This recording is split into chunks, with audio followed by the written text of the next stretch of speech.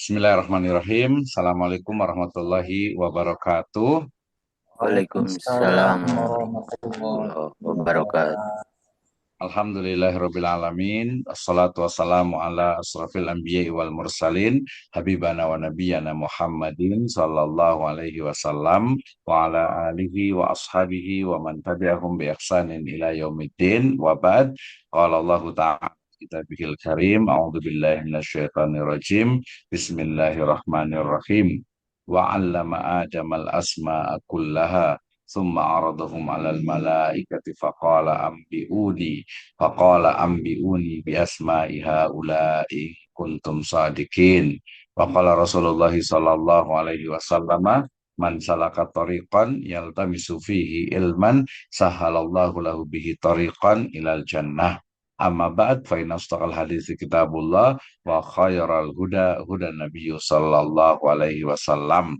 Alhamdulillah, syukur Allah Subhanahu wa Ta'ala yang telah memberikan kepada kita kenikmatan iman, Islam, dan juga ihsan. Salawat dan salam sama-sama kita panjatkan kepada junjungan alam Habibana wa Nabiyana Muhammadin Sallallahu Alaihi Wasallam, kepada seluruh ahlul baitnya, para sahabatnya, serta orang-orang yang senantiasa mengikuti jejak sunnahnya hingga akhir zaman.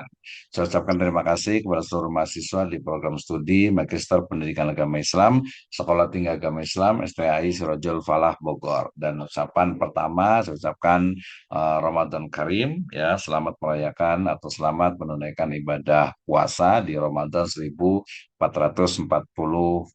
Hijriah, ya, tahun 2025 ini. Alhamdulillah semuanya bersamaan, ya, berbagai organisasi keagamaan yang ada di Indonesia. Baik, kita lanjutkan, ya. Ini adalah pertemuan yang kedua, ya, di mata kuliah kita, dan hari ini saya ingin membahas terkait dengan teori-teori dari pengembangan kurikulum, ya, khususnya specifically dalam Islamic Education atau pendidikan agama Islam PAI, ya. Jadi kita akan bahas teori-teori tentang pengembangan kurikulum, ya, di mana kalau kita telah sampaikan di pertemuan sebelumnya bahwa teori itu sangat penting, ya, dalam pengembangan kurikulum, ya. Mungkin kalau di level degree, ya, sarjana dengan master mungkin masih hanya membacakan ataupun juga mengikuti dari teori-teori yang sudah ada. Nanti di level doktoral atau PhD itu sudah mulai mengembangkan teori tentang kurikulum pendidikan agama Islam, ya. Kemarin kita sudah mengenal ada beberapa implementasi dari teori pendidikan agama Islam, ya, mulai dari pondok pesantren, ya, salafiyah dengan khalafiyah, kemudian juga ada madrasah, ya, kemudian juga ada sekolah dasar SD, SMP, SMA, SMK dengan PAI-nya, ya, kemudian juga ada madrasah dengan Quran hadis, akidah akhlak, kemudian juga sejarah kebudayaan Islam dan juga fikih, ya. Nah, dari situ berkembang juga namanya SDIT, ya, Sekolah Dasar Islam Terpadu, SMPIT, SMAIT, SMKIT, itu juga berkembang, ya. Nah, selain itu juga pondok pesantren tadi yang sifatnya modern, yaitu juga berkembang dengan berbagai kurikulum yang terus, ya, mengikuti dari perkembangan zaman dan juga kebutuhan dari peserta didik, ya. Kemudian juga saat ini juga berkembang ada semisal sekolah alam, gitu, ya, berkonsep atau berbasis Islam, ya. Kemudian juga muncul juga ada kutab, ya, tempat pembelajaran juga, ya. Kemudian juga berbagai lembaga pendidikan, ya, yang memang berbasiskan keislaman, ya. Ini sekarang saat ini sudah sangat berkembang, sehingga kemudian sebelum kita memahami kenapa sih perkembangan itu muncul, kenapa sih kemudian istilahnya itu berbagai kurikulum itu dikembangkan, ya, salah satu jawabannya adalah ya karena memang kebutuhan yang ada di masyarakat, ya, kebutuhan peserta didik, kebutuhan masyarakat, pemerintahan, bangsa dan juga negara. Baik, ya, kita akan bahas ini dan tujuannya tentu saja adalah memberikan pemahaman yang komprehensif dan aplikatif terkait dengan bagaimana teori-teori pengembangan kurikulum pendidikan agama Islam. Baik, kita mulai dari pemahaman dulu nih, ya. Jadi pertama adalah teori kurikulum yang sifatnya itu humanistik, ya dalam pendidikan agama Islam. Ya, jadi humanistik berarti ya memanusiakan manusia gitu ya. Kenapa? Ya salah satunya adalah karena misalnya kalau kita lihat sekarang ini ya baik itu di sekolah umum ya ataupun sekolah Islam bahkan juga di pondok pesantren gitu ya, itu banyak sekali terkadang siswa ya atau peserta didik itu justru dibebani dengan berbagai, ya di sini berarti adalah kegiatan baik itu intrakurikuler ataupun ekstrakurikuler gitu ya. Secara spesifik peserta didik itu sering sekali dibebani dengan mata pelajaran yang begitu banyak gitu ya, sehingga kemudian jadi tidak memanusiakan peserta didik, jadi justru malah menjadi beban yang ada biasanya siswa itu akan stres, akan apa, banyak sekali, belum lagi nanti ada apa istilahnya itu pekerjaan rumah ya, tugas-tugas dari guru dan lain sebagainya, sehingga melihat bahwa pendidikan yang sebagian ya menunjukkan justru beban bagi peserta didik atau bagi siswa, maka muncullah teori terkait dengan kurikulum humanistik ya, ya berbasis kemanusiaan lah ya gitu ya. Nah kita lihat ya, karena ini kita bicara tentang teori secara umum yang ada di berbagai belahan dunia gitu ya, tidak hanya PAI ya, maka ya wajar kenapa muncul humanistik. Nanti akan mengatakan ya kalau PAI kan mestinya memang sudah humanistik gitu ya, sudah sesuai dengan manusia. Kenapa? Alladzi khalaqalakum ma fil ardi jami'a, atau huwallazi ba'asa fil ummiyina rasulan minhum yatlu alaihim ayatihi wa yuzakkihim wa yu'allimuhumul kitaba wal hikmah ya. Rabbus samawati wal ardi wa ma bainahuma rahman dan seterusnya. Artinya mestinya ya secara teori bahwa pendidikan agama Islam itu ya memang memanusiakan manusia, menjadikan manusia itu menjadi manusia seutuhnya atau manusia yang menjadi hamba Allah Subhanahu wa taala ya, itu teorinya.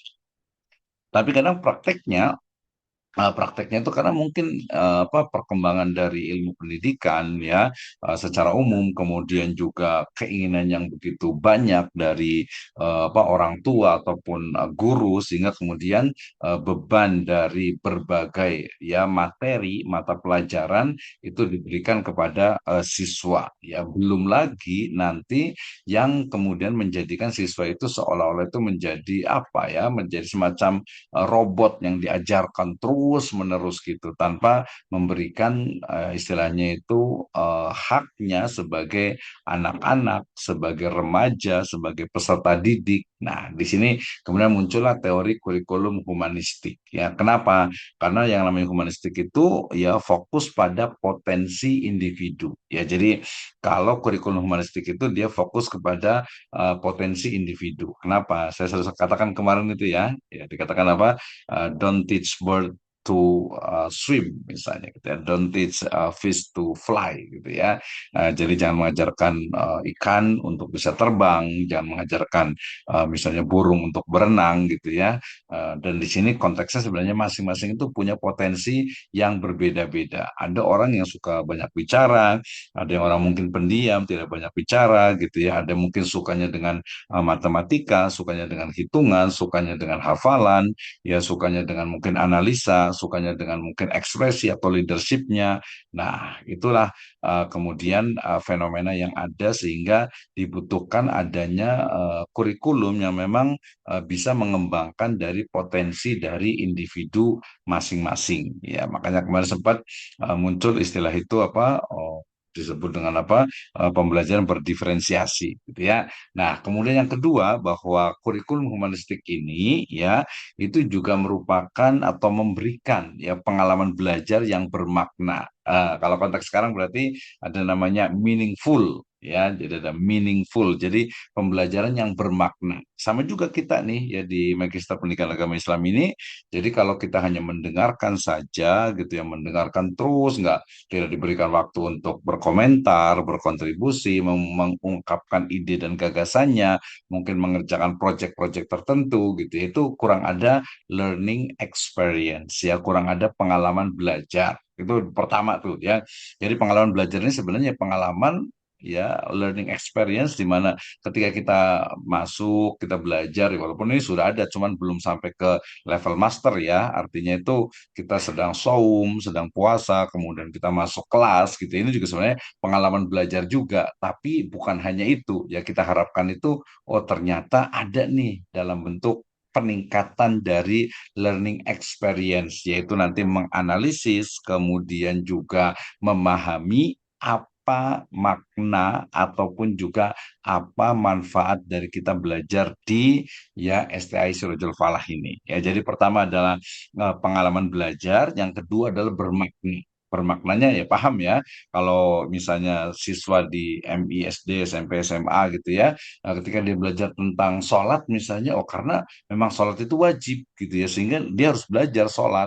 Kenapa harus berwudu? Ya karena sholat itu harus ada wudunya gitu ya. Kemudian kenapa dia harus beriman kepada Allah Subhanahu Wa Taala? Ya itu adalah kebutuhan pokok gitu ya. Itu kalau SD, SMP, SMA, MI, MTS, aliyah gitu ya. Kalau kita di kelas ini berarti kenapa?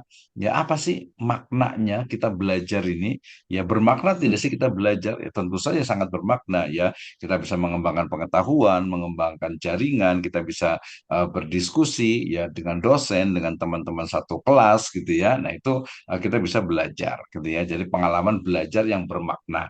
Pengalaman belajarnya yang kedua adalah makna dari belajar itu. Artinya belajar itu ada manfaatnya, ada maknanya, ada artinya, ada tujuannya lah, lebih kurang seperti itu ya. Oke, itu pengertian dari kurikulum humanistik. Yang kedua ada prinsip ya.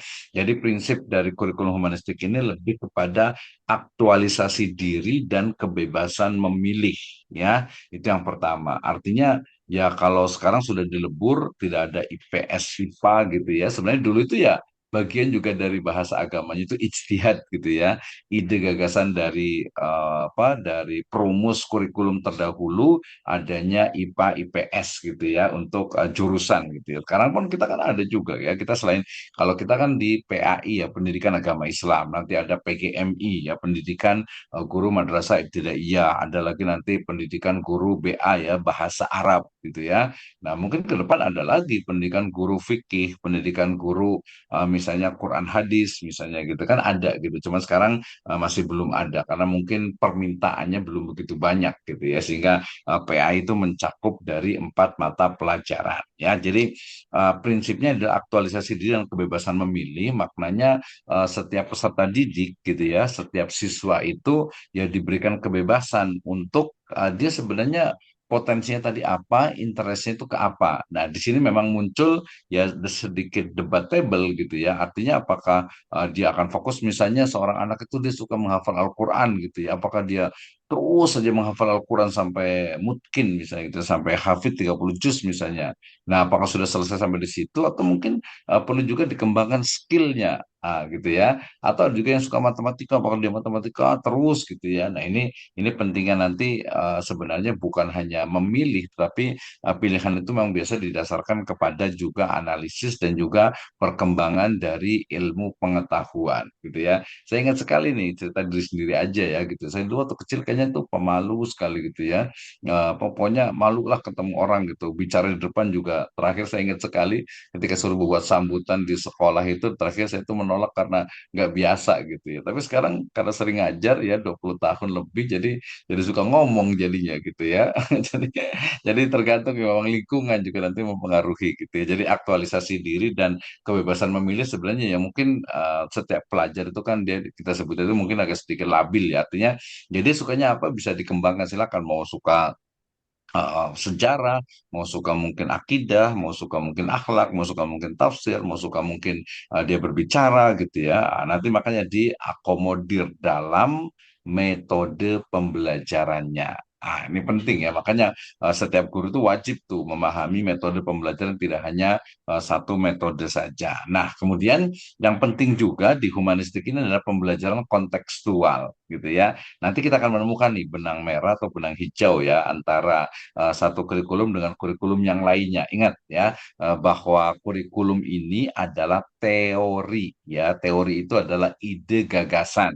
Ya, walaupun kita masih ingat kemarin kalau teori itu adalah ya level yang lebih tinggi daripada pengetahuan, ya lebih tinggi daripada hipotesis ataupun juga konsep gitu ya. Jadi teori itu sudah terbukti memang oh iya betul ternyata kurikulum humanistik itu menjadi hal yang penting. Kenapa? Karena salah satunya prinsipnya adalah apa? Pembelajaran kontekstual. Ya, pembelajaran kontekstual itu kan ya kita belajar hari ini misalnya kita belajar tentang sejarah kebudayaan Islam misalnya gitu ya. Nah, kalau hanya kita bicara tentang misalnya, sebenarnya bukan hanya ya, misalnya tentang fase Mekah, fase Madinah, hijrah, perang Badar, ya perang Khandaq, perang Azab dan sebagainya, itu kan kesannya itu ya sejarah saja, padahal mestinya kita kontekstualisasikan di era sekarang gitu ya. Misalnya di semangat hijrah misalnya gitu ya, semangat hijrah kita akan menemukan oh ternyata hijrah bukan hanya sifatnya lebih luas lagi bukan hanya dari Mekah ke Madinah tapi dari hal-hal yang sifatnya itu mungkin buruk ke yang baik gitu ya. Nah, itu kan konsep untuk kontekstualisasi. Fikih juga sama gitu ya. Ketika fikih dulu tuh bicara tentang misalnya babul ma, air gitu ya, tentang cara berwudu, kan ada bagian-bagian yang mungkin bisa dikembangkan dalam artian itu mungkin cara wudhu gimana nih kalau orang sekarang wudhu itu sebagian ada wudhunya itu di kamar mandi biasanya nih gitu ya. Nah, di kamar mandi itu wudhu karena ada kerannya sekalian di situ atau mungkin ada pakai gayung malah gitu ya. Zaman dulu kan pakai sebelumnya dulu malah nggak ada keran gitu, makanya ada istilah Hanafiyah gitu ya. Hanafi itu artinya keran untuk melihat bagaimana perkembangan. Jadi kontekstual. Belum lagi nanti masalah haji, kemudian juga sholat gitu ya, itu yang fikihnya. Masalah akidah juga sama. Bagaimana akhlak juga di era sekarang itu juga penting sekali gitu ya. Nah, jadi prinsipnya ada aktualisasi diri, ada kebebasan memilih dan pembelajaran kontekstual ya. Nah, implementasinya diharapkannya itu dari humanistik ini ya siswa itu berpikir lebih kritis. Nah, gitu ya. Ini biasanya bedanya memang pembelajaran yang sifatnya mungkin agak sedikit pengaruh ya dari teori-teori dari Western ya, karena humanistik ini kan dari Barat ya, dari Western gitu, sehingga memang ya siswa itu harus berpikir kritis gitu ya. Kritis itu dalam artian ya mempertanyakan. Tapi kalau budaya di Timur kadang tidak semuanya cocok gitu ya. Misalnya nggak boleh bertanya berlebih-lebihan gitu. Misalnya bertanya di mana Aina Allah, di mana Allah misalnya gitu kan. Jadi bagian akidah misalnya gitu ya. Walaupun ya kalau kita yang terbawa ya atau tercelup gitu ya, tersibuk ya oleh pemikiran-pemikiran Western biasanya ya perlu lah ya mahasiswa apalagi kalau mahasiswa itu didorong untuk mereka itu berpikir kritis. Jadi bukan hanya mengikuti saja ya. Kalau di Al-Qur'an sendiri kan jelas ya di surat Al-Isra ya dikatakan a'udzubillahi minasyaitonirrajim bismillahirrahmanirrahim wala taqfu ma laisa laka bihi ilmun inna sam'a wal basara wal fuad kullu ulaika kana anhu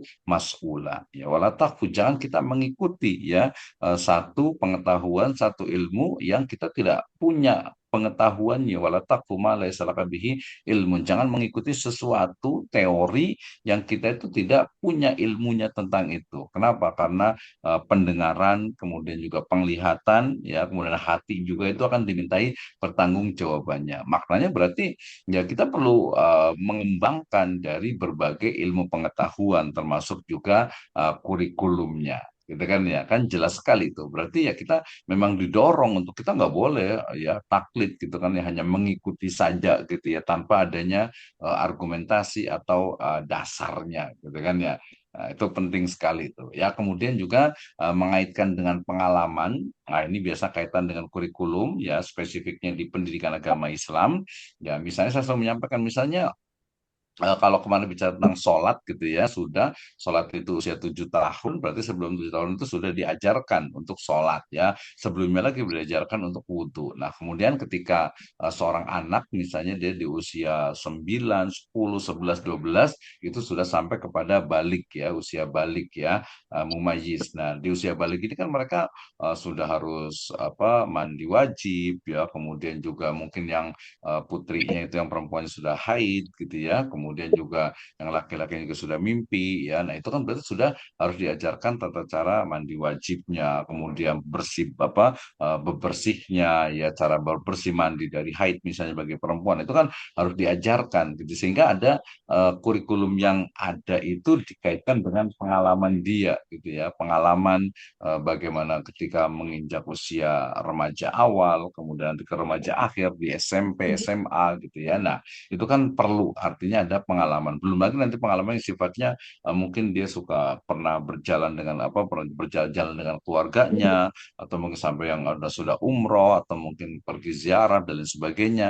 Nah, di situ ada pengalaman-pengalamannya gitu ya, ada pengalaman-pengalaman yang mestinya memang dikaitkan, karena dengan pengalaman itu nanti dia akan menemukan, oh ternyata saya belajar PAI ini memang ada maknanya nih, ada manfaatnya lah, simpelnya seperti itu ya. Jadi implementasi dari kurikulum humanistik ini sebenarnya mendorong siswa untuk berpikir kritis, kemudian mengaitkan dengan pengalaman sehari-hari ya, sehingga siswa itu ketika belajar PAI itu bukan hanya teori, tapi memang ada manfaatnya dalam kehidupan sehari-hari. Oke ya, selanjutnya.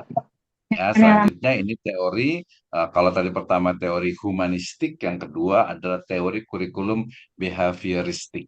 Ya, nah tadi kalau humanistik kan berarti human lah ya, manusia gitu. Kalau behavior ya, behavior lah lingkungan berarti ya. Kita lihat. Jadi behavioristik itu pertama adalah dari sisi definisi, yaitu perubahan perilaku hasil belajar ya, yang biasanya menggunakan stimulus respons ya. Jadi ada yang menstimulus, ada responnya. Jadi bagaimana ketika seorang itu belajar tadi wudhu, ya berarti dia sudah bisa berwudhu dan melaksanakan wudhu itu. Gitu kan ya. Ya, kemudian ketika dia sudah misalnya harus mengucapkan, misalnya di akidah akhlak itu harus mengucapkan salam misalnya, maka ketika dia bertemu dengan gurunya, dengan temannya, dengan orang lain, dia mengucapkan salam, assalamualaikum. Seperti itu ya. Jadi dari sisi hijrah, dari sisi sejarah kebudayaan Islam juga sama, dari sisi Quran juga sama, gitu ya.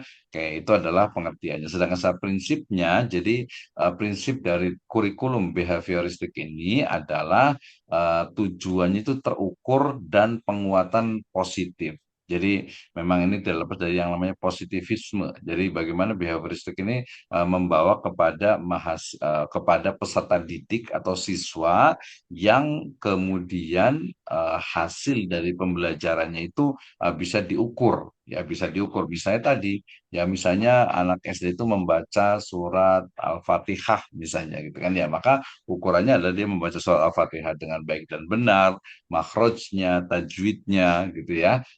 Ya, jadi cara dia membacanya, kelancarannya itu kan dia terukur. Nah, termasuk juga evaluasi yang objektif. Nah, ini penting nih ya. Jadi sering sekali kan kadang itu evaluasi atau sistem evaluasi itu kan perlu betul-betul memang ya apa adanya gitu ya. Seorang guru kan memberikan memang apa adanya. Tapi kalau dia kurang ya katakan kurang. Kalau dia misalnya tuh bagus, siswa itu bagus ya katakan bagus gitu. Kalau kurang bukan berarti kemudian wah kamu nggak bagus nih, belajarnya kurang serius. Bukan, tapi justru di semester berikutnya mungkin atau perbaikan, atau mungkin bisa disampaikan dari awal. Karena evaluasi ini kan kalau di teori kurikulum behavioristik itu bukan hanya di akhir ya, tapi justru formatif ya, dalam artian itu keseharian, yaitu justru pentingnya di sana gitu. Jadi ada stimulusnya. Kenapa nih di tugas pertama, proyek pertama tidak melakukan, besok lagi kenapa? Jadi dia memang dari awal prosesnya itu ya. Jadi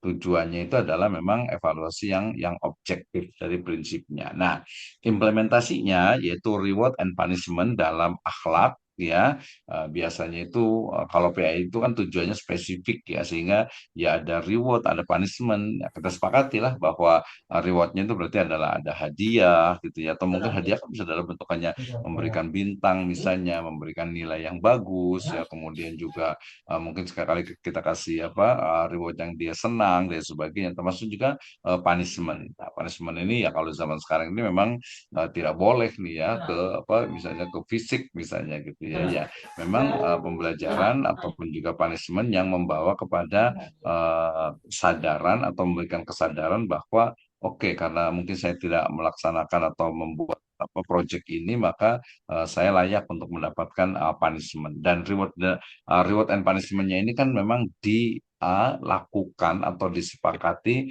itu di awal. Jangan sampai nanti siswa itu tidak tahu. Kalau perlu malah ditulis di istilahnya itu di dinding sekolah tuh gitu ya, bahwa siapa saja yang misalnya datang terlambat suruh baca Al-Quran apa gitu ya, kemudian yang mungkin tidak mengerjakan atau mungkin pemahamannya kurang, suruh apa misalnya itu apa membuat satu tulisan atau mungkin menyampaikan di depan teman-temannya dan sebagainya. Nah, itu konsep dari reward and punishment ya. Ada iqab gitu ya, ada ajar, ada istilahnya hadiah, ada juga hukuman. Itu menjadi satu yang tidak bisa dipisahkan sebenarnya dalam dunia pendidikan gitu ya. Nah, kalau di PAI tadi kan sudah sangat spesifik gitu ya, rewardnya itu apa. Jadi disebutkan di modul PAI ini ya. Kalau modul kan berarti dia di kurikulum Merdeka. Oke, ini yang kedua ya. Jadi teori kurikulum behavioristik nanti lebih detail kita bisa diskusi dan nanti kita bisa pelajari. Yang berikutnya adalah teori kurikulum rekonstruksi sosial ya, dari pendidikan agama Islam. Jadi ini memang kalau kita bicara tentang teori kurikulum atau teori pengembangan kurikulum, ya yang paling banyak itu ya memang tadi ya dari Western gitu ya, di mana humanistik oh dianggapnya mungkin kalau pendidikan sekarang itu mungkin apa kurang memanusiakan manusia gitu ya. Kemudian setelah itu ada behavioristik gitu ya, ada kepada ukuran yang jelas, kemudian itu tujuan gitu ya, kemudian juga evaluasi yang objektif. Nah, itu karena memang dilihat ada beberapa hal seperti seperti sekarang aja misalnya anak-anak itu kenapa ada yang sekolah itu ada yang mungkin nggak semangat untuk sekolah gitu karena mungkin tugas-tugasnya banyak dan sebagainya. Nah, itu bisa kita analisis. Nah, itu memang level di master. Oke, yang ketiga yaitu teori kurikulum rekonstruksi sosial ya dalam pendidikan agama Islam. Ya, jadi ingat kurikulum itu sebagai alat perubahan. Ya, kenapa? Karena berubah karena memang di semester sebelumnya kita menemukan mengidentifikasi adanya permasalahan gitu ya, adanya permasalahan tadi misalnya apa nilainya itu mungkin kalau dilihat dari nilainya itu apa mengalami penurunan, kualitas pembelajarannya juga ya, kemudian juga ternyata tuntutan dari masyarakat yang terus meningkat gitu ya, yang berubah lah gitu ya, kemudian juga nanti kemajuan teknologi informasi dan komunikasi, nah, itu sudah cukup jelas sehingga kurikulum ini ya memang penting ya, bukan hanya penting dan harus gitu ya, menjadi jawaban bagi perubahan yang ada di masyarakat. Nah, kemudian rekonstruksi kan jelas ya. Jadi membangun ulang ya sistem sosial yang ada di masyarakat ya. Jadi memperbaiki nih. Jadi prinsipnya itu lebih kepada identifikasi masalah sosial yang nyata gitu ya. Nah, sekarang ini kan banyak sekali nih permasalahan yang dihadapi di masyarakat ya. Mungkin mulai dari tawuran ya, mulai dari bullying ya, mulai dari mungkin ya apa misalnya itu bahkan terjadi pembunuhan dan sebagainya. Nah, ini biasanya itu terjadi karena memang ya ya kalau kita katakan kalau perspektif agama itu ya memang masyarakat itu jauh dari atau mungkin mulai ya bukan jauh ya mulai atau mungkin mulai menjauhi dari agama. Jadi kenapa? Karena agama mungkin kesannya tadi itu ya di beberapa tempat itu ya dianggap sebagai menjadi beban ya dan lain sebagainya. Nah, prinsip dari konsep sosial ini juga pembelajaran berbasis proyek ya di mana memang siswa itu diberikan waktu atau diberikan masa, diberikan satu kesempatan ya untuk melakukan berbagai proyek ya. Proyek-proyeknya ya simpel lah. Saya yakin ini guru-guru kan sudah paham semua nih bagaimana proyek yang memang bisa membawa kepada siswa agar lebih aktif, kreatif ya dalam pembelajaran ya. Nah, nanti implementasinya biasanya terkait dengan isu keadilan sosial dalam Islam ya, proyek amal membantu sesama dan lain sebagainya ya. Terutama nanti kan misalnya ada pembelajaran tentang zakat, infak, sodako, wakaf gitu ya, atau mungkin juga di sejarah tuh misalnya tentang apa Palestina misalnya itu kan isu sangat kekinian ya. Kalau simpelnya kalau desa ya udah membuat misalnya mewarnai gambar masjid apa Masjidil Aqsa misalnya gitu ya, atau yang paling terkenal misalnya Qubatus Sokhro misalnya gitu kan, itu bisa juga. Atau mungkin mulai membuat sebuah tulisan pendek, pendapat, ide, gagasan, atau mungkin membuat video, atau mungkin juga membuat short movie, atau mungkin juga membuat semacam istilahnya itu tulisan. Itu semua adalah project-project, atau mungkin Tulisan diskusi nempel. ya, bicara tentang satu isu tertentu. Ya, terutama jadi ya kaitannya dengan memang yang ada apa hubungannya dengan ya mata pelajaran lah ya di PAI itu. Jadi isu keadilan sosial ini kan banyak sekali nih. Misalnya nih ya, misalnya kalau kita agak lebih tinggi nih, kenapa ya apa negara-negara maju itu kok kebanyakan bukan Islam gitu ya? Kenapa ya negara-negara yang katanya apa bersih kotanya gitu ya, negaranya bersih kok bukan Islam gitu ya? Kenapa yang teknologinya itu maju yang belum tentu bukan Islam gitu ya? Nah itu kan isu-isu sosial. Belum lagi ini kenapa ya banyak yang tukang ngamen atau mungkin pengemis gitu ya, kalau kita lihat nih di bulan Ramadan apalagi ini ya, itu kok banyaknya orang Islam gitu ya. Nah, itu sebenarnya kalau jawabannya ya ya karena kita mayoritas Muslim gitu ya. Kalau kita misalnya pergi ke Cina gitu ya, mungkin ya kalau ada gelandangan atau pengamen atau yang minta-minta ya orang Cina gitu ya. Ke Eropa juga gelandangan kan banyak sekali juga di sana gitu. Jadi ya kita mungkin kalau bahasa ini tuh perlu lebih jauh lagi lah jalan-jalannya gitu ya. Pikniknya lebih jauh lagi gitu. Jadi nanti bisa menyampaikan. Jadi bukan hanya kenapa di Indonesia kok yang pengemisnya banyak orang Islam, koruptornya banyak orang Islam, misalnya gitu ya. Contoh ini ya gitu ya. Karena memang kita mayoritas orang Islam gitu ya. Kalau di Cina yang koruptornya ya berarti orang Cina gitu ya. Di Eropa yang koruptornya kalau ada ya orang orang orang Eropa gitu ya. Jadi kita lihatlah bagaimana sebenarnya isu-isu dari sosial yang ada di masyarakat. Masalah akidah juga kita bisa sampaikan lah, misalnya kalau di Bogor kan kenal nih dulu ada Musodek gitu ya. Mungkin kalau kita bilang ada Ahmadiyah gitu ya, ada mungkin ada Syiah gitu gitu kan, atau mungkin juga kepercayaan-kepercayaan yang mungkin menurut kita itu bertentangan dengan akidah Islam gitu kan ya. Itu kan perlu dijelaskan, dan kan ada banyak yang viral biasanya gitu. Jadi kalau anak-anak kan seneng tuh, oh yang lagi viral apa nih gitu ya. Sekarang yang lagi viral itu apa ya? Ada pembunuhan gitu ya, kemudian juga oh lagi Ramadan sekarang, itu kan banyak sekali video-video yang viral gitu ya. Mungkin kemarin apa ya, banyak lah gitu ya. Nah, itu adalah implementasinya. Jadi hampir sama nih, nyambung juga dengan apa meaningful, kemudian juga apa ya deepful juga, joyful juga nih. Jadi mereka belajar itu memang ada manfaatnya. Kita juga sama nih, belajar di sini juga ada manfaatnya gitu. Jadi bukan hanya menghabiskan masa, waktu, bukan hanya mengisi waktu luang, tidak, tapi kita ada manfaatnya. Nah, proyek amal membantu sesama, nanti terutama kaitan dengan apa?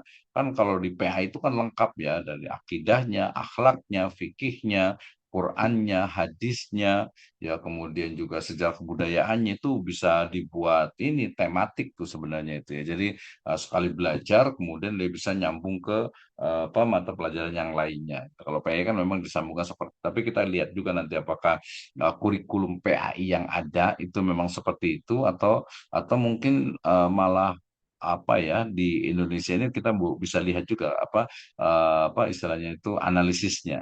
Makanya nanti salah satu dari challenge kita untuk learning experience untuk mahasiswa S2 ini adalah mendeskripsikan dari kurikulum yang ada ya, tapi tadi secara kritis gitu ya, secara mendalam bacanya itu. Jadi bukan hanya oh ya udah ini udah bagus nih jalanin aja gitu. Oh, ini kan udah peraturan dari pemerintah ya sudah.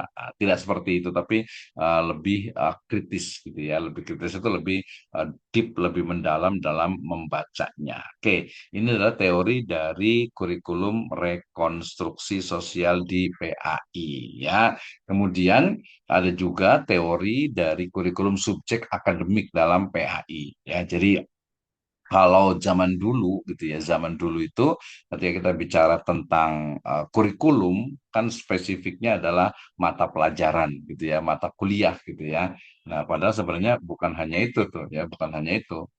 Tapi juga istilahnya itu apa yang lainnya juga gitu ya, yang lainnya juga. Makanya kita perlu dikembangkan dari sisi istilahnya itu apa pengertiannya, ruang lingkupnya, termasuk perkembangan dari teori itu sendiri ya. Tadi kalau dulu itu mata kuliah atau mata pelajaran, sekarang lebih luas lagi. Bukan hanya itu, bahkan semua kegiatan terkait dengan tujuan pendidikan yang ada di lembaga pendidikan itu adalah bagian dari kurikulum yang harus disiapkan. Sehingga kalau kita bicara tentang kurikulum subjek akademik berarti ya fokus pada penguasaan materi. Ya materi dalam hal ini kalau di sekolah menengah, sekolah dasar dan menengah itu berarti ya materi pelajaran yang mendalam.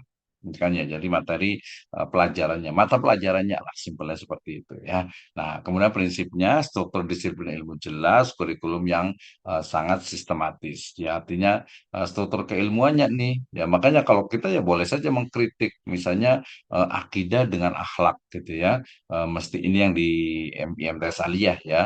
Misalnya akidah dengan akhlak mestinya ya dia tersendiri gitu. Makanya di pondok pesantren rata-rata mata pelajaran akidah ya akidah gitu ya, atau tauhid gitu ya akhlak atau adab gitu ya tersendiri gitu kan ya. Kenapa? Karena memang dua hal yang berbeda, tapi kemudian kalau di Kemenak itu disatukan. Quran hadis juga sama. Ya bolehlah mungkin agar image-nya oh berarti pedoman kita adalah Quran hadis gitu ya. Tapi kan sebenarnya ilmu Al-Quran sendiri, ulumul Quran itu sangat banyak sekali ya. Kemudian juga ulumul hadis itu berkembang luar biasa gitu. Sehingga kalau digabungkan dua-duanya gitu ya, jadi seolah-olah itu malah jadi apa mengkerdilkan dari ilmu itu sendiri ya. Ulumul Quran itu banyak ya, ulumul hadis juga banyak.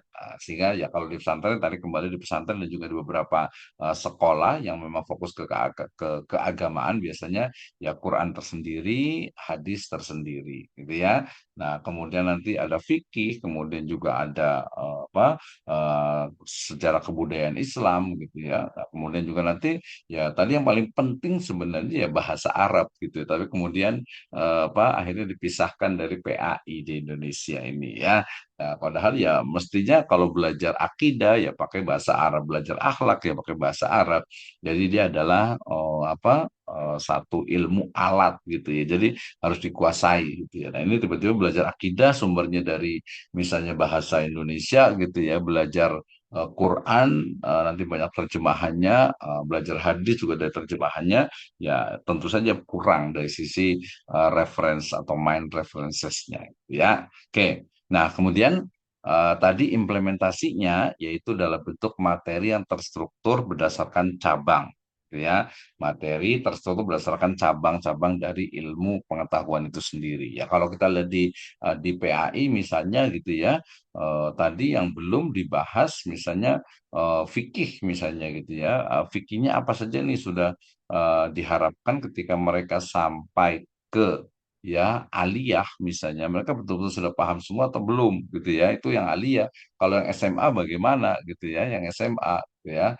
Nah ini juga penting, makanya kemarin kita sempat bicara tentang mestinya kurikulum itu juga dia berkesinambungan, continuous gitu ya, berkesinambungan. Artinya sayang kalau misalnya seorang anak, misalnya siswa itu pertama sekolah di SD gitu ya, kemudian ke MTS, ya kemudian balik lagi ke SMA, atau mungkin dia dari MTS kemudian ke SMA misalnya gitu ya. Jadi mungkin kalau bahasanya itu ya apa ya ilmunya itu nggak khatam lah gitu ya. Jadi nggak sempurna, nggak selesai masagi ya untuk orang Sunda mah gitu ya. Jadi nggak masagi ilmunya itu karena kepotong gitu karena dia berpindah ke level pendidikan yang berbeda gitu ya. Jadi metode ceramah dan diskusi ini juga penting ya karena memang beberapa ya ceramah itu perlu tapi kemudian perlu dikombinasikan. Jangan hanya mendengarkan saja. Saya juga jangan mendengar saja nih ya. Udah 42 nih. Saya lihat kayak 3 menit lagi nih ya. Ini adalah teori subjek dari teori kurikulum subjek akademik. Ya mata pelajaran ini yang lebih spesifik. Nah, perbandingannya seperti ini ya. Jadi kalau humanistik fokus utamanya adalah potensi individu, behavioristik adalah perubahan perilaku ya, kemudian rekonstruksi itu perubahan masyarakat ya. Prinsipnya kalau humanistik itu adalah aktualisasi diri, kalau di behavioristik adalah penguatan positif, kemudian rekonstruksi kepada masalah sosial. implementasinya dalam bentuk berpikir kritis, kemudian reward and punishment, ya kemudian juga proyek amal gitu ya untuk rekonstruksi sosial. Nah, sebagai teori tentu saja kita bisa kembangkan atau mungkin kita bisa mengatakan ya kita ambil saja dari Islam yang ada ya berpikir kritis tadi ada reward and punishment itu ada hal jazaul ihsan illal ihsan. Proyek amal juga banyak sekali ya malu ala makanatikum ini amilun misalnya gitu ya kan banyak sekali yang menunjukkan itu. Oke, kemudian nah implementasinya begini, foto saya biar kelihatan lah gitu ya. Jadi implementasi teori kurikulum yang ada di Indonesia, misalnya humanistik nih di sekolah Islam modern fokus pada pengembangan karakter. Itu kalau yang kurikulum humanistiknya. Kemudian kalau behavioristik lebih kepada pelatihan guru PAI dan peningkatan kompetensi guru, ya, sehingga nanti diharapkan akan mampu untuk merubah ya merubah atau mengubah ya mengubah yang menurut ya kalau bahasa Indonesia itu merubah menjadi rubah itu semacam serigala gitu ya.